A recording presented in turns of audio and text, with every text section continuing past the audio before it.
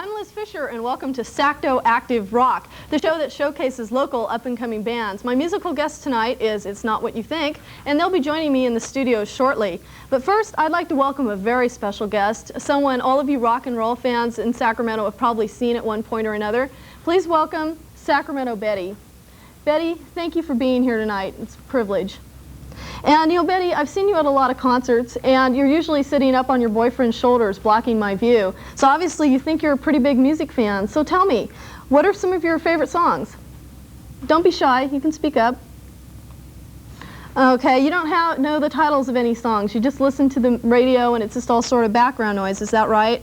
So you don't buy any discs or albums, cassettes, nothing like that. So when you spend all this money to go on a show, you don't have any clue as to what's going on, do you? What's that?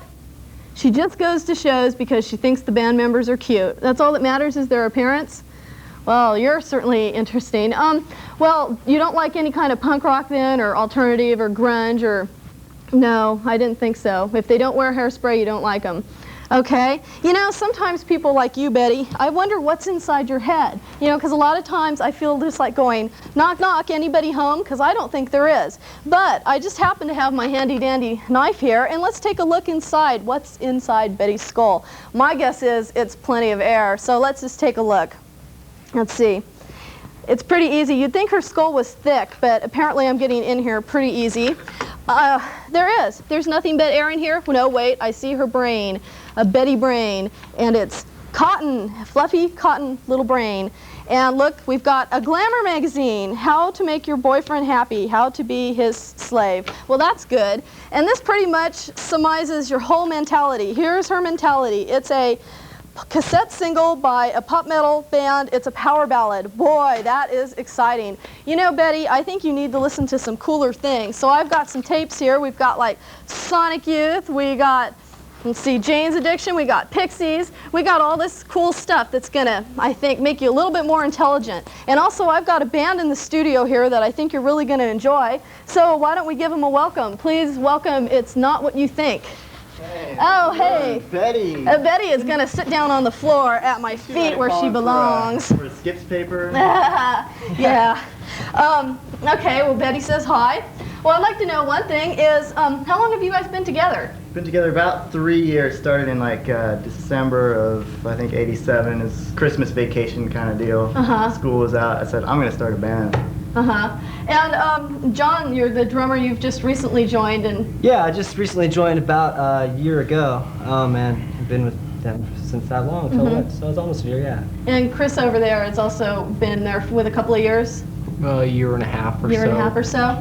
Great. Who writes all the music? Is that basically a group effort, or? Pretty much Peter, yeah, I think. I write about 99.9% of the music. We go off into jams, though. I write the wrong notes. I write all the mistakes. Yeah. I think that's the beauty, you know. Yeah, I think as you know, he starts out right too. It definitely evolves through all of us and changes all the time. And I write everything he hates too. Is it true, Peter, that you got lessons from Steve Vai? Joe Satriani, actually. Joe Satriani. Steve Vai's teacher. Same thing. Satriani. Same guy. And how long did you take lessons with him? It was very brief. It was about 10 years ago. He was, nobody had heard of him. He was in a band called The Squares in Berkeley, and he taught at second-hand guitar in Berkeley. And, you know, I didn't know his last name. He was just Joe, the guitar teacher. You know, interesting guy. He's kind of temperamental. Oh, is he? A very interesting personality. I know that you guys have been playing protest march lately. And we've been praying at protest marches too. Protest marches. Praying that the war will be over soon. The band that prays together stays together. So take it from MC Hammer. You basically feel that maybe your music band can make a statement, and people in Sacramento. Yeah, we just played at the state capitol a little while ago. It was to protest U.S. involvement in the Mideast. Basically, I think it's a pretty simple issue. I think war is wrong. I don't think there's too many different ways to look at it. I think if there's any way war can be avoided, then we got to do it. There was a lot of people there that agreed with us. Yeah, it was definitely, I think we have a really good thing going as far as the political scene. I think we're pretty happening here. and we're definitely willing to do a lot more political shows. It's a really good cause, and I think to get most of the people that listen to our kind of music, young crowd, I think they need to be aware, and a lot of people aren't aware, and I think through listening to us, they might get into the whole scene, you know, and know what's really going on, you know, because there's a lot of stuff that's just really awful, you know. What do you think of the music scene in Sacramento? Do you think there is one? Do you think it has potential to be one? Or Well, there are lots of interesting bands around scraping the bottom of the music scene, like my other band, the Horny Mormons. Plug. I gotta plug my other band. Okay, Yeah. while we're at it, you plug your other bands. Oh yeah, Scott Free is another band I play in too, and We of course, freelance. We like to play all kinds of bands, and my other band, I played drums for early times. We play rock and roll, jazz, all different kinds of things. Now, to your question, Yeah. I think the Sacramento music scene is, well, it's there. It's kind of medium-sized to small. Yeah.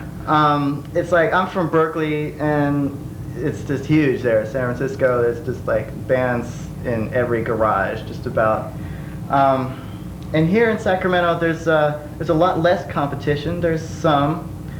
It makes it really good for flyering. I mean, you go out and put your flyers up, and they're still there weeks later. Yeah. Makes that real easy. It's a cool place to play. It's a cool place to be. I like it, and I don't. Yeah. You know. It's also the fact, I think, that this town is, you know, it's a big farm town still, you know. Another 5 years from now, you're going to look at Still it. known as a cow town. Yeah, another 5 years from now, I think you're going to look at this town, and it's going to be, you know, pretty happening place maybe, but, you know, it's going to take the time. I feel kind of lucky that, you know, as this band evolves in this town, we get a chance to grow with it. Well, plus the pizza isn't as good in Sacramento, so like Hey, that's there true. can't be bands without pizza.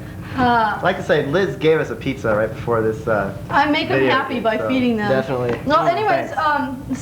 so now your music is pretty progressive, and sometimes it can even be a little disturbing in its scope. If somebody is maybe a little lowbrow and doesn't understand that kind of music, what's your reaction when people think that maybe it's like, whoa, this is too intense? Like at the protest march, I know there were some, you know, hippies there, and they're like, heard you playing, they're like, whoa, what's this? You know, what do you feel like when people might think that your music's so intense that they can't deal with it? It's just one of those things. Some people will like it and some won't. I mean, it's yes, it is harsh.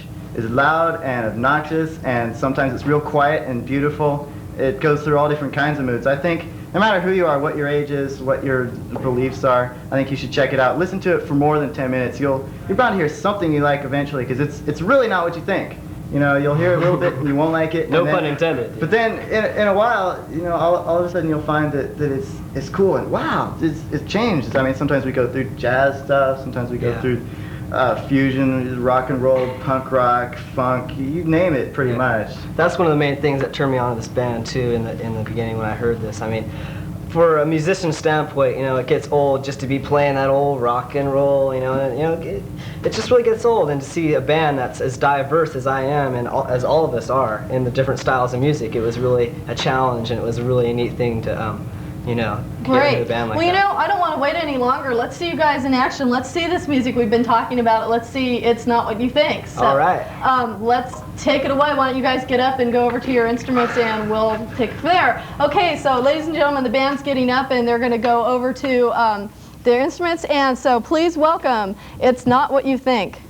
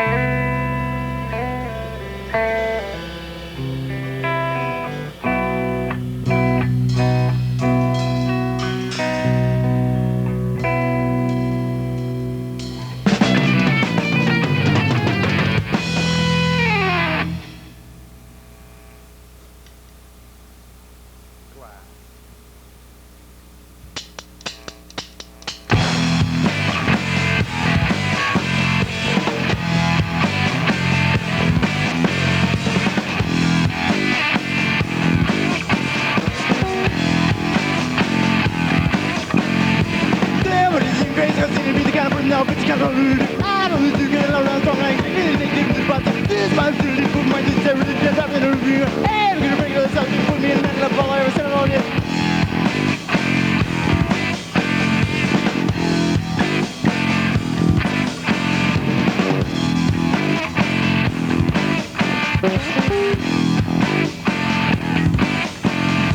Take me doing down this kind of thing, gonna make a mile, and there's gonna be a lot of people that dance when you find sometimes. Everybody loves it in the earth, it's weird when you go. Everybody's figuring around everything, everyone finds the new.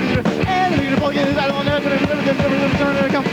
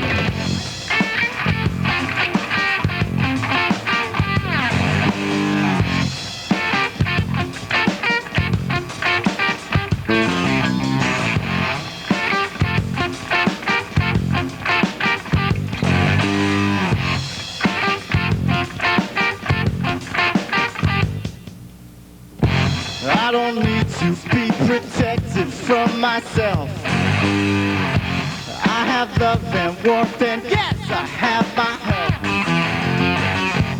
I don't need the intervention in my life.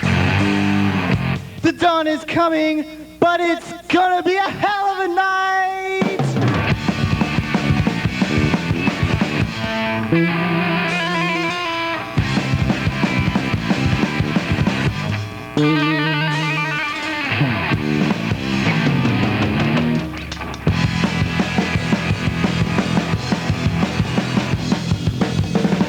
They tell me that I cannot smoke marijuana,